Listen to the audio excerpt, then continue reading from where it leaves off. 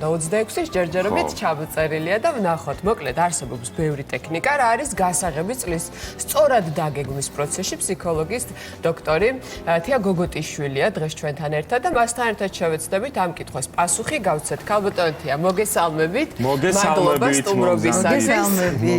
გილოცავთ შობა ახალ წელს და ყველა დღესასწაულს. ასევე მართალია იანვრის ბოლოა, თუმცა ჩვენ დღესასწაულებს ისე ვლოცავთ, იმიტომ რომ ახლახანს დასრულდა ეს ყველაფერი და ქალბატონო თია, მე დავსვი კითხვა, ალბათ ყველა ფიქრობს, რომ ამ კითხვაზე პასუხი არის ძალიან მარტივი და ერთი სიტყვით შემოიფარგლება დისციპლინა.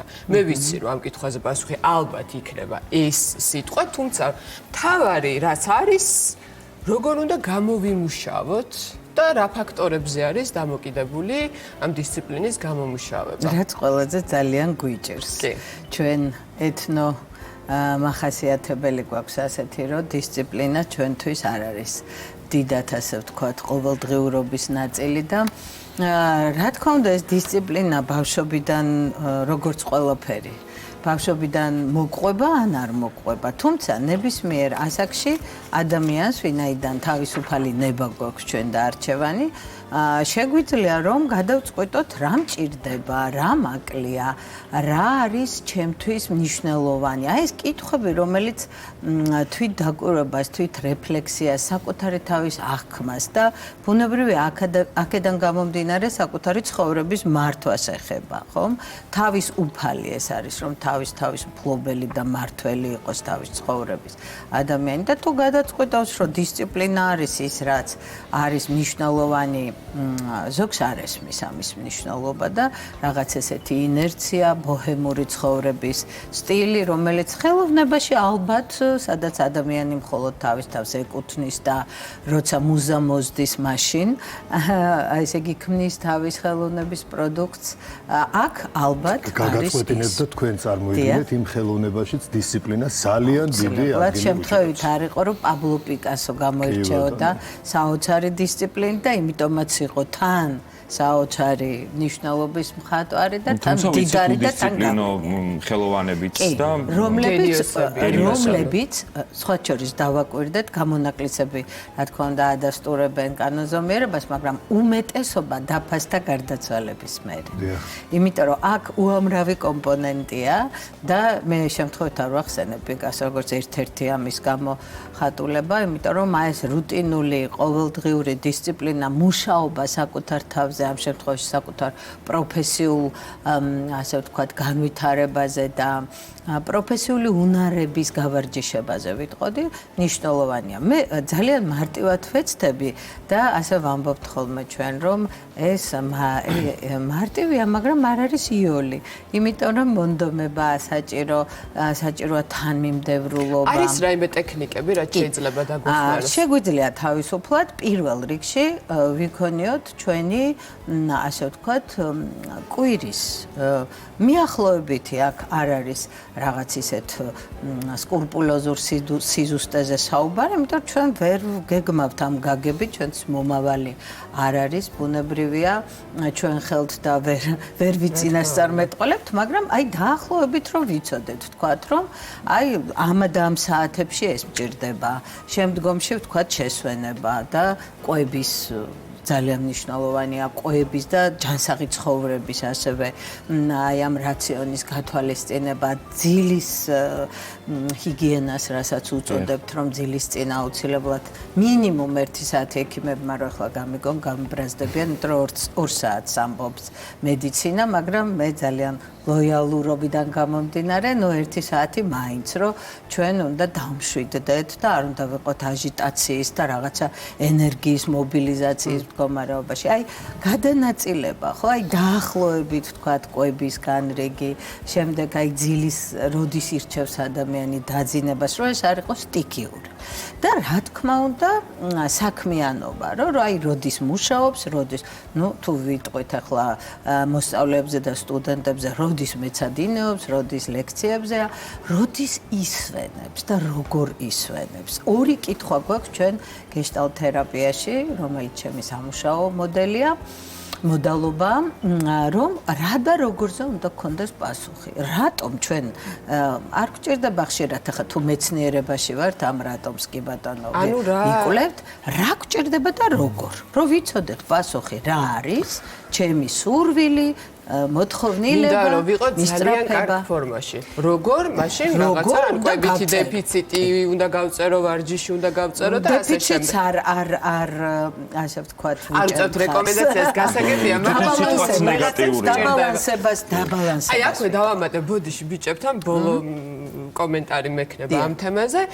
უბრალოდ აი რადიკალურ ზომებს იღებენ ადამიანები, როდესაც გეგმას ადგენენ, მაგალითად აი ძილი მჭირდება. დავიძინო 9 საათზე, რაც არ გამოდის ისეც. ამიტომ ჯობია რომ ალბათ პატარ-პატარა მიზნები და ჩვენს გრაფიკთან მიახლოებული მორგებული მიზნები. რეალისტური, ხო, არ არის რადიკალური ზომების მიღება. როცა თქვით რომ საერთო ვთქვათ, ერთი კვირის, ერთი თვის გვაქვს ახლოდაშორი მიზნების ცნება, ხო? ყველაზე მნიშვნელოვანია რომ ყოველი ძილის წინ ჩვენ გავაცნობიეროთ, აი საკუთარი ნებით გადავწყვიტოთ, რომ ხვალ აი ამას და ამას ამ და ამ საათში ვაკეთებ და დილასაც თვალს რო ვახელთ, ეს ჩვენი განრიგი მთლიანად უნდა ვიგრძნოთ, როდის რას ვაკეთებ. არის ან ადამიანები რომ თვითონ ისეთ თქვენ რაც ბრძანეთ, ისეთ განრიგს შეადგენენ, რომ დილას თვალს რო გაახენენ, თვითონ ცუდად ხდებიან ის. გადამდებიც არის ხოლმე სხვათა შორის, აი როდესაც გამოდიან ასეთი ნეგატიური განწყობით ადამიანები და შემდეგ ხვდებიან ჩვენ გადამდები აი სწორედ მაგ კუთხით მივდივარ ახლა მე თქვენ ისაუბრეთ დისციპლინაზე და ისე კარგად საუბრობთ არც მინდოდა რომ გაწყვეტილიყო ეს საუბარი მაგრამ ახლა სწორედ აი რაც ავტომაგნეშნა ამ კუთხით მინდა წავიდეთ თქვენ ფსიქოლოგი ბრძანდებით კი ბატონო შეიძლება ეს თეორიულად ვიცით რომ დისციპლინა ეს ყველაფერი აუცილებელია მაგრამ უმთავრესი რაღაცა რაც არის ამისთვის ეს არის განწყობა რომელიც განწყობის ფსიქოლოგიის სპეციალისტი კი ბატონო და აი ახლა განწყობა როგორც ავტომაგნეს დილას გამოდივარ სახლი და შეხვდება ესეთი ადამიანი გამარჯვებას გეტყვის ისე რომ აღარაფერი აღარ გინდა ან სამსახურში ხო ახლა მაგალითად ჯერ პირველ რიგში განწყობა ჩვენს შეგიქმნით მე და ავტო შევეცდებით რომ კარგი განწყობა შეგიქმნათ და პოზიტიური ენერგია მოგცეთ არაჩვეულებრივი მე რა დავაშავე მე ცუცრას ვაკეთებ არა კომპლიმენტი უთხარით ხალბატონს რაც აი ხო ბაცალე ერთი ჩვენ ყველაფერი გვაქვს სამყაროში ორმხრივი ხო ერთი არის მე და მე საზღვრები წელი დაიწყო და უნდა შევიქმნათ ასეთი ცნება გვაქვს ჩვენ დისპოზიციური განწყობის. აი წინასწარი განწყობა შევიქმნათ, იმიტომ რომ არის კიდე სიტუაციური განწყობის ცნება და ეგ განწყობა მარტო ემოციებს არ ეხება. ემოცია მდგენელია ჩვენი შინაგანი აი მზაობის, რომელიც სიტუაციურად მოქმედებაში იქმნება და გადადის და გვაქვს კიდე წინასწარი განწყობა, რაღაც გამტკიცებული, ძალიან გამჯდარი, გამყარებული, ხო? კარგია, როცა ცნობიერად ჩვენ, იმიტომ რომ არაცნობიერი განწყობა საერთოდ არაცნობიერია პირველადი სახით, ჩვენ თვითონ ვიქმნით განწყობას, იმიტომ რომ გონიერი ცოცხალი არსებები ვართ. აი ახალ წელს მე მესმოდა კულისებიდან თქვენი საუბარი და ვფიქრობდი, რომ რა ზუსტ რამეებს ეუბნებიან ჩვენ მაყურებელს, რომ მნიშვნელოვანია, რომ გქონდეს გააზრებული, გაცნობიერებული, რა გვინდა ჩვენ ამ წელს, რა გვინდა და როგორ გვინდა რომ ამას მივახციოთ. დიახ და თქვენ დისციპლინით დაიწყეთ და აქ უნდა ვთქვათ, რომ აი კარგია დროის, ასე ვთქვათ, მონახაზის ქონა, ხო? აი დროის ფაქტორი, დროის მართვა, რასაც დროის მენეჯმენტს უწოდებთ, დისციპლინა ოპერიდან არის, ხო? როდის რა მინდა რომ გავაკეთო, ვთქვათ, პირველ ტრიმესტრში, პირველ 3 თვეს რა შევაკეთებ, ხო? შეგვიძლია წელი ესე დავყოთ ფიგურალურად 4 ნაწილად, 3 თვის განმავლობაში, მერე ის 3 თვე კიდე დავანაწევროთ და თუ რამე ისეთი უფრო დეტალიზებულია ჩვენი სურვილები, შევქმნათ ეს ცნობები. აუცილებლად უნდა დავგეგმოთ და აქ ვიტყვი რომ ადამიანი რა თქმა უნდა თავის მომავალს და ვერავის მომავალს პროგნოზირებას ვერ გაუწევს, ნევროტიზაციას იწვევს ეს თუ ადამიანი ზის და ფიქრობს იმაზე რაც მასზე არ არის. მაგრამ რაც ჩემზეა, ეს არის მე საზღვრების საკითხი. მე უნდა გადავწყვიტო ჩემზე, ნიშნავს ჩემი არჩევანის, ჩემი ასე ვთქვათ, გადაწყვეტილების უფლებების საკითხი, რაც თავისუფალ ნებას ქმნის. აი ეს რა არის, რაც მე მჭირდება რომ გავაკეთო და საკუთარ თავს უნდა შეუთანხმო ეს დიალოგის გზით. თქვენ აღნიშნეთ რომ ეს მიზნებიო, რაც გვაქვს უნდა იყოსო რეალისტურიო. აუცილებლად. თუმცა და ეკოლოგიური. ეკოლოგია მარტო ბუნება არ არის. ანუ იმ მიზნებში არ უნდა შედიოდეს, რომ სხვა ადამიანებს თავზე გადაუვლით. რა თქმა უნდა, ჩვენ საზღვრებში უნდა გქონდეს მიზნები. მაგრამ მე მივეკუთვნები იმ კატეგორიას, რომელსაც შეიძლება გქონდეს არარეალისტური მიზნები, მაგრამ არა ეკოლოგიური. მაგრამ ეკოლოგიური პირიქით. თუმცა რაც უფრო დიდი არის მიზანი, მით უფრო დიდი არის წარმატება. რაღაცა ესეთი ფორმულა აქვს ყოველ შემთხვევაში. მე იმიტომ რომ თუ რაღაცა პატარა მიზანი გვექნება, შეიძლება უფრო ნაკლები იყოს შედეგი. მაქსიმუმი რომ მიიღო ოპტიმუმი. აი ეს ამ ფორმულით ვარ მე და თქვენ კეთილი, აქვე ვიტყვი უკვე მოკლედ გავაჟღერე რომ არის შორი და ახლო და შორი მიზნები.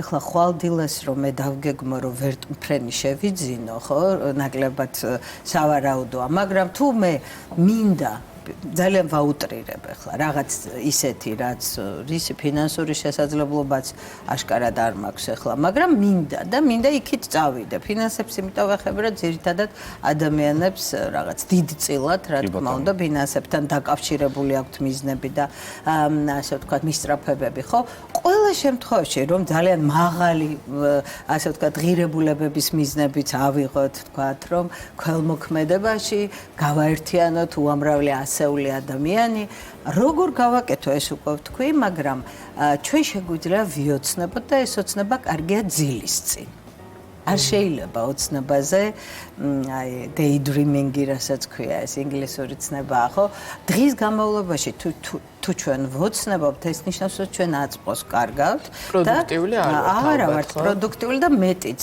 ესე იგი საერთოდ ზოგჯერ ესე ხდება რომ ადამიანს აღარ აქვს ხოლმე მის გარჩევის უნარი ეხლა რა არის და აქტუალობა რა არის და ის რაც მისი ოცნების საკითხი ამიტომ მე აღარ ჩავალ სიღრმეებში თითოეული საკითხი რომელსაც თქვენ ასე ვთქვათ აყენებთ ეხლა სასაუბროთ გეგმაში არის ცალკე თემა რა აი ძალიან სერიოზული თემები თქვა რომ ძილის წინ თვალებს რომ დავხუჭავთ და უკვე ძილის კენ რომ მივდივართ კარგია ძალიან ოცნება და რაც შეიძლება უნდა იყოს დეტალიზებული ერთი რაღაცა მინდა კითხოთ ქალბატონო მე გამიგია რომ ღამით არ დაგეგმო მომავალი დღე ღამე არ დაგეგმო ჯობია დილიდან პრობლემებზეც დილიდან იფიქრო პრობლემის მოგვარების გზებიც დილიდან ეძებო და აი დილიდან დაიწყო ეს ყველაფერი აი ეს დღის მანძილზე ვიტყოდი და როდესაც ჩვენ ვადგენთ აი თქვენ ბძანეთ ჩვენ რუტინას ხომ საღი გონება გჭირდება ამისთვის იმიტომ არ ვარ გამაგის ძილის წინ კეთება რომ მე მოდის რაღაცა მთელი რიგი ბარიერების პრობლემების და წინააღმდეგობების საკითხები რომელიც მოწვევების სახელით არის ხო ცნობილი და ჩვენ და დავძლევთ. ამიტომ რა თქმა უნდა დღისით ჯობია ამის კეთება, ამიტომ როცა ჩვენ ენერგია აღარ გვაქვს დაღლილი ვართ, განლევა ხდება ამ ენერგიის, მერე ჩვენ მაინც და მაინც რაციონალურები და ასე ვთქვათ, საღი აზრის მქონენი ნაკლებად ვართ და გაგვიჭირდება გამკლავება პრობლემურ საკითხებზე. ადამიანები, ვინც იწყებენ ღამე ფიქრს, ისინი თვითონ ხდებიან თავიანთი უძილობის ავტორები. აი ზუსტად უძილობა მინდოდა მეხსენებინა და ქალბატონეთი აქვე უცებ გითხავთ სტაბილურობა როგორ შევინარჩუნოთ გასაგებია რომ მე ჩამოვწერე გეგმები რომელიც შესაძლოა რეალობასთან ახლოს იყოს კი ბატონო დავიწყე ამ გეგმების შესრულება ნაბიჯ მივყვები თუმცა ყველაზე მეტად გვიჭირს სტაბილურობის შენარჩუნება რაც გარანტია არის თუ გადაუხვიეთ არ ჩავყაროთ წყალში იმპროვიზაცია და სპონტანურობა რომელიც ყოველ წამს ხდება რაღაცეები ხო უფრო ადრე მინდოდა მოსვლა მოხდა რომ ზუსტად იმ დროს მოვედი თავარი არის რომ აი რაც ჩვენზე არ არის იმაზე ჩვენ არ გავირთულოთ საქმე და არ დავხარჯოთ ჩვენი ენერგია და არ ვიღელვოთ. აი დავარეგულიროთ საკუთარ თავთან დიალოგი ვახსენე ესეც. მნიშვნელოვანია რომ ამ გზით ვაკეთებთ, დავიმშვიდოთ თავი რაც ახლა რა აზრი აქვს საცობში ვდგავარ.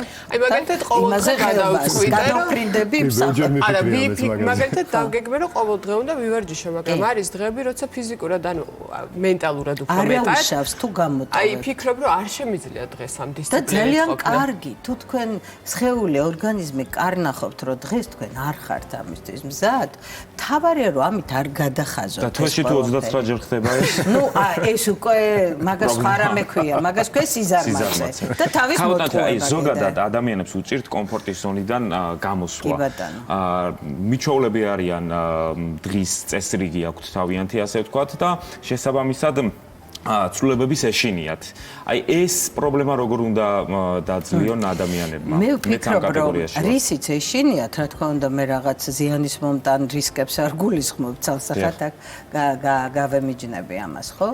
როცა იცის ადამიანმა, რომ ეშინია იმის, რაც მისთვის კარგია, მნიშვნელოვანია და საჭიროა, რაც უფრო ივარჯიშებს იმ შიშთან თვალის გასწორებაზე და იმ კომფორტის ზონიდან გამოსვლაზე, მე ხდება ესეთი რამე, ისეთი სიამოვნება მოაქვს იმას, რომ სირთულეს გადააბიჯა, გაუმკლავდა, ის თავის ტვინი გამოყოფს მერე ბედნიერების ჰორმონებს, თავარია მივაქციოთ ამ სიხარულს, აი გამარჯვების სიხარულს ჩვენი ყურადღება და მერე ის გაგვამეორებინებს კიდე.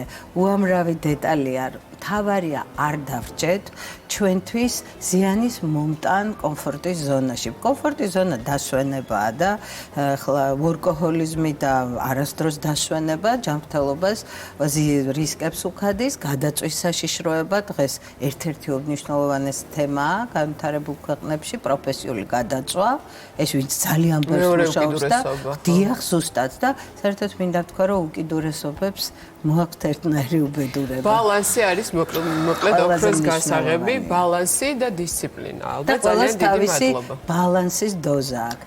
უნდა ვიგრძნოთ რა არის ჩემი დოზა, იმიტომ რომ სხვისი დოზა ჩემი დოზა ვერ იქნება. ძალიან დიდი მადლობა ფსიქოლოგიის დოქტორი თია გოგოტიშვილი პასუხობდა ჩვენს კითხვებს. მადლობა საინტერესო საუბრისთვის. რაღაცა მინდა ვიკითხო, მაგრამ აი დრო აღარ აქვს. ერთი დიდი მადლობა. კი ბატონო, დიდი მადლობა რომ მოგზადეთ, წარმატებულ დღეს გისურვებთ. თქვენც ასევე ბედნიერად. დიდი მადლობა. ესე იგი დავიწყეთ ახალი წელი, ახალი გეგმებით.